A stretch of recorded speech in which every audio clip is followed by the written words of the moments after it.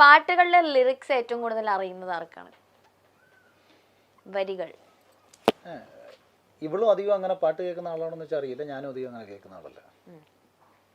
വരികൾ ഞങ്ങൾ രണ്ടുപേരെയും താരതമ്യം ചെയ്യുമ്പോൾ എനിക്കായിരിക്കും. അത്രേ ഉള്ളൂ. കാണിക്ക് ചേട്ടാ, ഞാൻ നീ ഇങ്ങനെ കൂടെ കൂടെ കാണിക്കുന്ന പറഞ്ഞാൽ അതല്ല ബോഡി കാണിക്കാനാ പറഞ്ഞേ.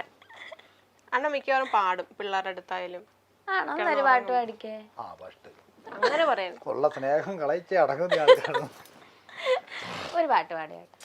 അങ്ങനെ ഞാൻ പാടാറൊന്നുമില്ല. ചേട്ടൻ തുടക്കത്തിൽ ഒരു പാട്ട് അങ്ങ് പാടി തന്നല്ലോ. ഞാൻ അങ്ങനൊന്നും പാട്ടൊന്നും പാടാറൊന്നുമില്ല. പിന്നെ നമ്മള് ഫ്രണ്ട്സിന്റെ കൂടെ ഇരിക്കുമ്പോഴത്തേക്ക് എന്തെങ്കിലുമൊക്കെ.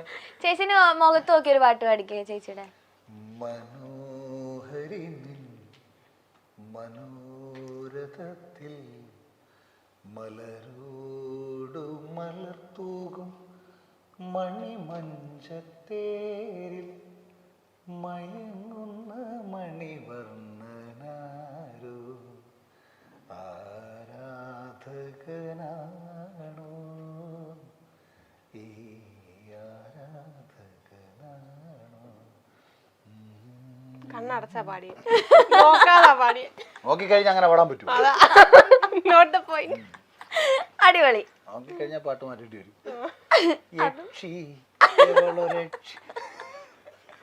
അതല്ലേ രാക്ഷസി പാട്ടാണ്.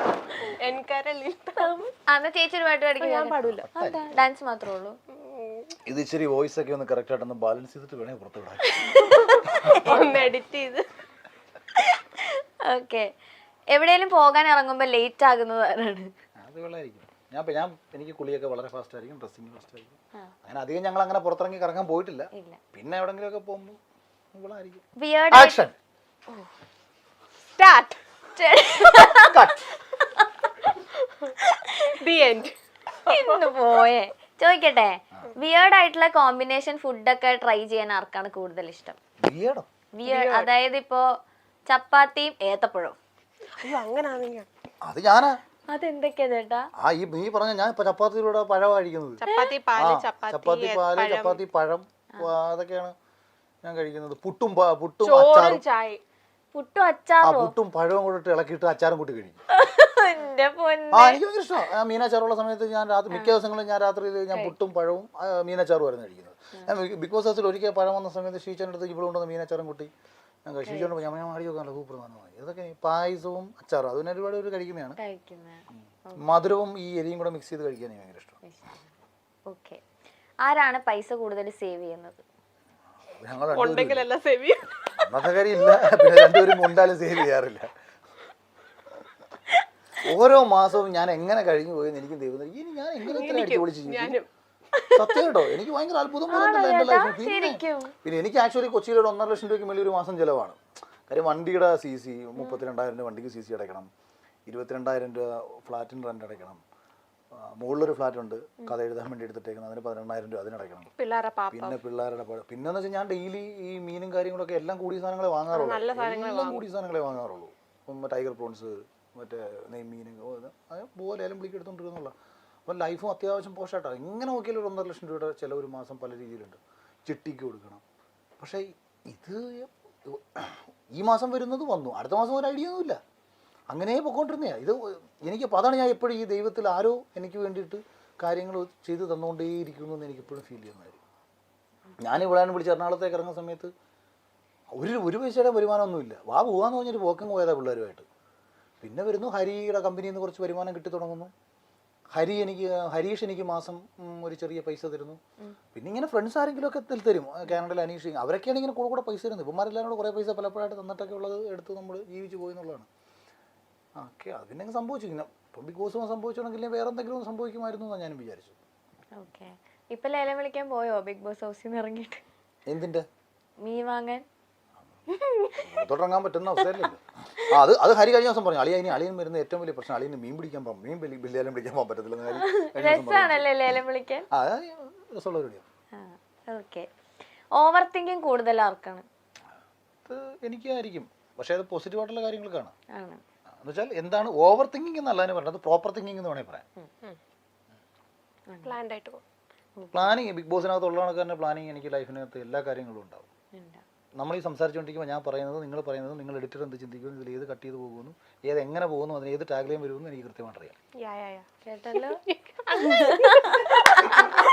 എന്റെ അണ്ണൻ പറയേച്ചി. എനിക്കറിയാം. കാര്യം ഞാൻ ഒരു പക്ഷേ ഞാൻ ചിന്തിക്കുന്ന ഏറ്റവും ബെസ്റ്റ് ടാഗ്ലൈൻ നിങ്ങൾ കണ്ടുപിടിക്കില്ല എന്നുള്ളതേ ഉള്ളൂ. പക്ഷെ നിങ്ങൾ കണ്ടുപിടിക്കാൻ പോകുന്ന എല്ലാ ടാഗ്ലൈനും എനിക്കറിയാം. ഞാൻ പറയുമ്പോൾ തന്നെ എനിക്കറിയാം ഇത് ടാഗ്ലൈൻ. എനിക്കത് മനസ്സിലാവും. അത് പണ്ട് ഞാൻ ഫേസ്ബുക്കിൽ എഴുതുമ്പോഴും എനിക്കറിയാം.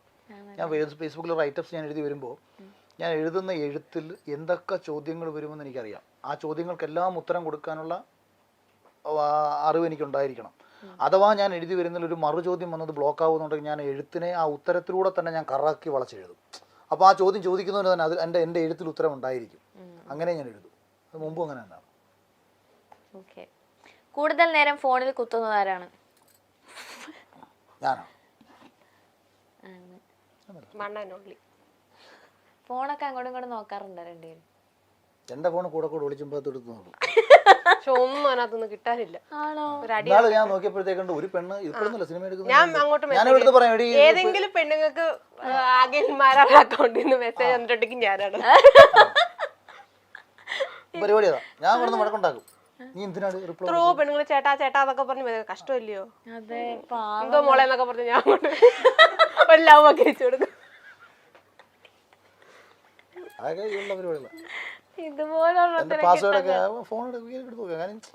എനിക്ക് അതിനകത്ത് നമുക്ക് വിളിക്കാൻ എന്തെങ്കിലും ഉള്ളവർക്കാണെന്നുള്ള സാധനം എടുക്കുമ്പോൾ മടി വരേണ്ട കാര്യം.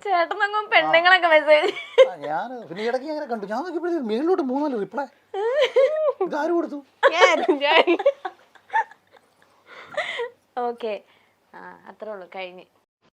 ബിഗ് ബോസ് മലയാളത്തിന്റെ ടൈറ്റിൽ വിന്നറായി നമുക്ക് എല്ലാവർക്കും അറിയാവുന്ന ആളാണ് അഖിൽ മാരാർ. ബിഗ് ബോസിലേക്ക് മത്സരിക്കാനേ വരത്തില്ല എന്ന് പറഞ്ഞ അഖിൽ മാരാർ ബിഗ് ബോസിലെത്തുകയും അടിപൊളിയായിട്ട് മത്സരിക്കുകയും പിന്നീട് ആ ട്രോഫി കൊണ്ടങ്ങ് പോവുകയും ചെയ്തിട്ടുണ്ട്. 2021 ഒരു താത്വിക അവലോകനം എന്ന സിനിമയിലൂടെയാണ് അഖിൽ മാരാർ സ്വതന്ത്ര സംവിധായകനായി മാറിയത്. ഒരു താത്വിക അവലോകനം എന്ന സിനിമയുടെ കഥ, തിരക്കഥ, സംഭാഷണം എന്നിവ നിർവഹിച്ചതും അഖിൽ തന്നെയായിരുന്നു.